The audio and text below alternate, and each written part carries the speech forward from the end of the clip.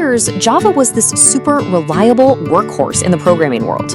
But back in 2014, one single update came along that didn't just add a few new tools, it completely rewrote the playbook for how developers write Java. We are, of course, talking about the game-changing release of Java 8. So, this is basically our roadmap for today. We're going to follow this path to see exactly how Java 8 transformed the language from being, let's be honest, kind of verbose and clunky to something modern, expressive, and way more powerful. Every one of these bubbles represents a major shift that changed everything for millions of developers. To really get why this was such a big deal, we have to look at the before picture. Before Java 8, even simple tasks required so much extra code, what developers call boilerplate. Seriously, think of it like having to fill out 3 pages of forms just to ask a simple yes or no question. All that ceremony just made code clunky and a real pain to read. And the answer to that problem was a pretty fundamental shift in thinking. Java 8 started to embrace concepts from functional programming. Now, in simple terms, this just means you focus on what you want to accomplish with your data, not getting bogged down in the nitty-gritty of how you do it step by step.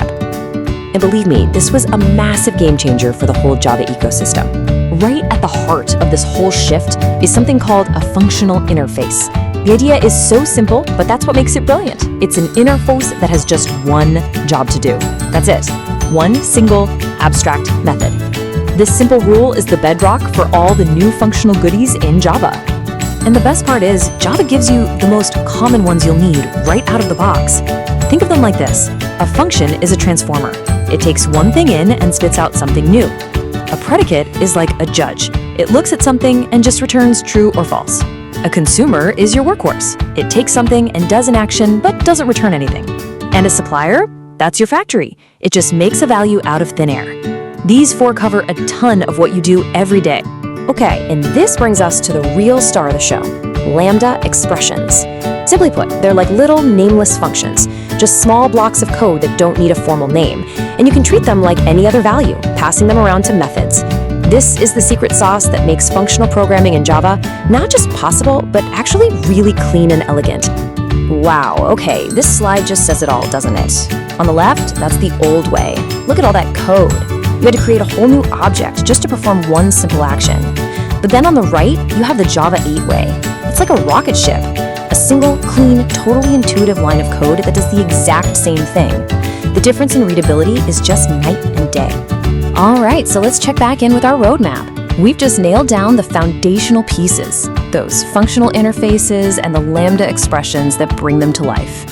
So now we get to see how these ideas power some of the other huge features, starting with one of the most powerful of all, the Stream API. So if Lambdas are the engine, then you can think of the Stream API as the high-performance car you put that engine into. It's a completely new and much better way to process collections of data, things like lists and sets, in a really clean, declarative style. Think about it this way.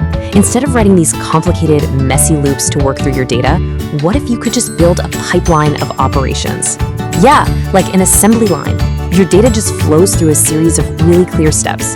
Filter this, transform that, sort this. Well, that is exactly what streams let you do. And here are some of the stations on that assembly line.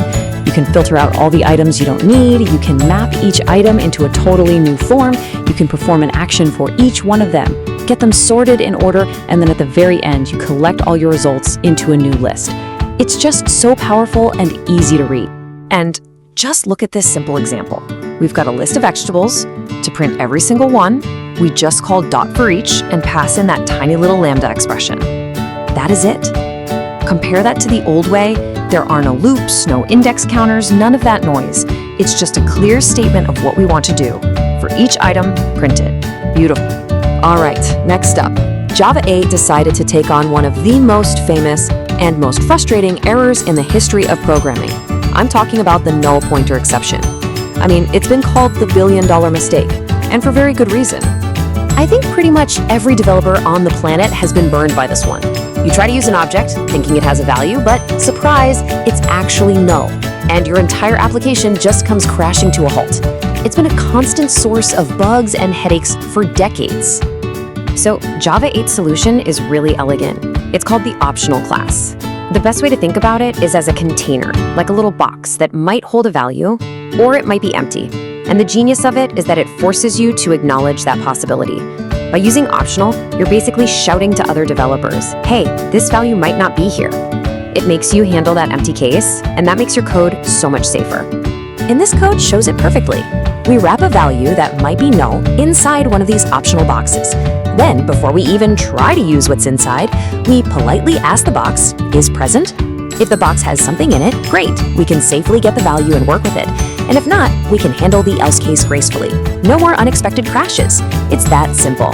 Now, beyond these huge paradigm-shifting features, Java 8 was also just packed with other really important upgrades that polished and modernized the whole platform. They made a lot of everyday coding tasks so much easier.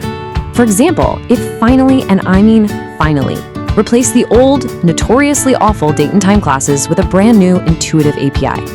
It also brought in method references, which are like a super shortcut for your lambdas, making them even cleaner. And it added way more powerful tools for comparing and sorting stuff. It was a massive upgrade that fixed dozens of things that had annoyed developers for years. So when you put it all together, the functional programming, the streams, the optionals, all those API upgrades, the real legacy of Java 8 becomes crystal clear. It gave developers the tools to write code that isn't just more powerful, but is also way cleaner, much safer, and a whole lot more expressive. And these features aren't considered new anymore. They are the absolute standard for modern Java development. So, in the end, Java 8 wasn't just another update. It was a philosophical shift. It laid down a totally new foundation, raising the bar for what good, clean, and safe code should look like in the Java world. It really paved the way for all the modern Java that has come since. So, it laid the foundation, and the only question left is, what are you going to build with it?